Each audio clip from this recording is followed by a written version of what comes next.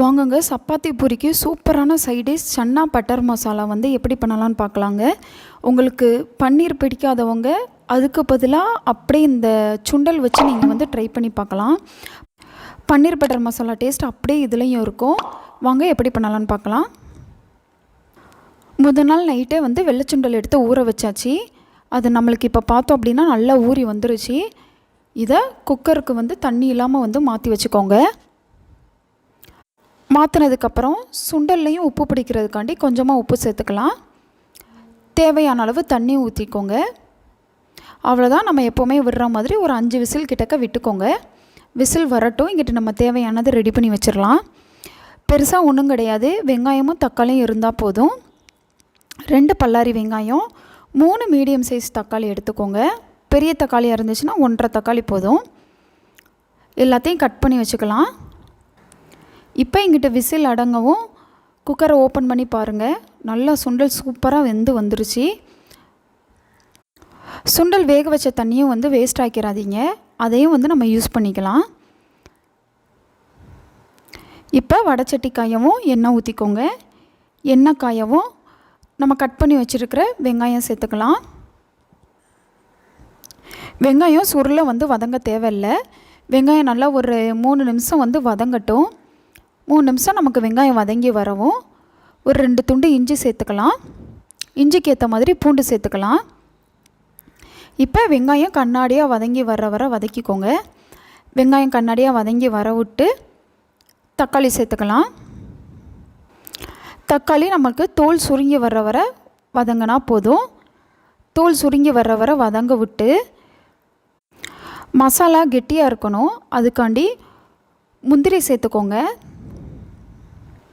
ஒரு 4-5 முந்திரி சேர்த்துக்கிட்டால் போதும். இப்போ இதெல்லாமே வந்து ஒரு 2 நிமிஷம் வதக்கிக்கலாம்.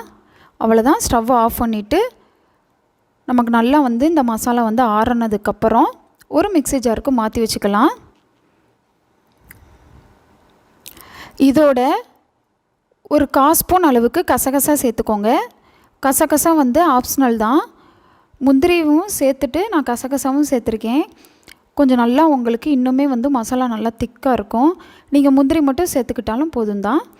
நல்லா மையாக அரைச்சிட்டு வந்துக்கோங்க. இங்கிட்ட அதே வடைச்சட்டி காயவும் எண்ணெய் ஊற்றிட்டு அந்த மசாலா சேர்த்துக்கலாம். மசாலாவோட பச்சை வாசம் போகிற வரை நல்லா ஒரு 3 நிமிஷம் கிட்டக்க வதக்கிக்கோங்க. மசாலா ஒரு 3 நிமிஷம் வதங்கி வரவும் கொஞ்சமாக பட்டர் சேர்த்துக்கலாம் வாசத்துக்கு. இப்போ நல்லா கலந்து விட்டதுக்கப்புறம் காரத்துக்கு தனி மிளகாய் தூள் சேர்த்துக்கோங்க.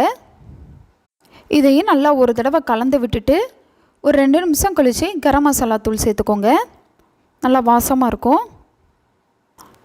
இதுவும் நல்லா கலந்து விட்டதுக்கப்புறம் மிக்ஸி ஜார் அலசி கொஞ்சமாக தண்ணி ஊற்றிக்கோங்க. இப்போ ஒரு 3 நிமிஷம் கிட்டக்க நல்லா நம்ம ஊற்றின தண்ணியெல்லாம் கொஞ்சம் வற்றி மசாலா கொஞ்சம் வெந்து வர அடுப்புலேயே வச்சுக்கலாம். இப்போ பாருங்கள், நமக்கு நல்லா வந்து மசாலா வந்து கெட்டியாக வந்திருக்கு. இந்த ஸ்டேஜில் நம்ம வேக வச்சு வச்சுருக்கோம்ல சுண்டல், அதை அப்படியே தண்ணியோடு சேர்த்துக்கோங்க. இந்த ஸ்டேஜில் சுண்டலையும் சேர்த்து மசாலாவோட வேக விடுறனால சுண்டலையும் நமக்கு நல்லா மசாலா இறங்கி அந்த பட்டர் மசாலாவோட வாசம் வந்து சுண்டல்லையும் இருக்கும். சப்பாத்திக்கு நம்ம சேர்த்து சாப்பிடும்போது ரொம்பவே ருசியாக இருக்கும். இப்போ ஒரு 5 நிமிஷம் கழித்து பார்த்தீங்க அப்படின்னா உங்களுக்கு நல்லா தண்ணி அளவு கம்மியாக இருக்கும். மசாலாவுமே வந்து நமக்கு நல்லா கெட்டியாக இருக்கும். இந்த ஸ்டேஜில் கஸ்தூரி மேத்தி சேர்த்துக்கோங்க. அவ்வளோதான். ஒரு 2 நிமிஷம் மட்டும் விட்டுட்டு பார்த்தீங்க அப்படின்னா சூப்பரான சன்னா பட்டர் மசாலா ரெடியாக இருக்கும். லாஸ்ட்டாக ஒரு ஸ்பூன் பட்டர் சேர்த்துக்கோங்க. வாசமாக இருக்கும். பன்னீர் பிடிக்காதவங்க கண்டிப்பாக இந்த மெத்தடில் ட்ரை பண்ணி பாருங்கள். ஃபேஸ்புக்கில் இன்ஸ்டாகிராம்லேயும் ரவினா சமையலை ஃபாலோ பண்ணுங்கள். சேனலை சப்ஸ்கிரைப் பண்ணுங்கள். Okay, by.